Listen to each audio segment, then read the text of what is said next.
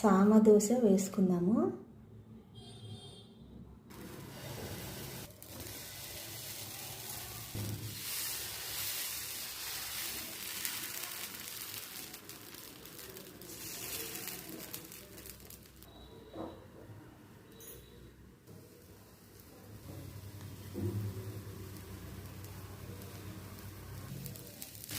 ఫాస్ట్గానే అయిపోతుంది సామ దోశ.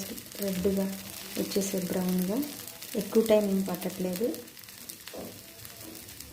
మినపప్పుకి డబల్ బియ్యం తీసుకున్నాను. అంటే ఒక గ్లాస్ మినపప్పుకి 2 గ్లాసుల బియ్యం. సామలు ఒక గ్లాస్ తీసుకున్నాను. కొంచెం సగ్గు బియ్యం, మెంతులు యాడ్ చేశాను ఈ దోశకి. ఎన్నో హెల్త్ బెనిఫిట్స్ ఉన్న సామల ఆరోగ్యానికి చాలా మంచిది. మీరు ట్రై చేయండి.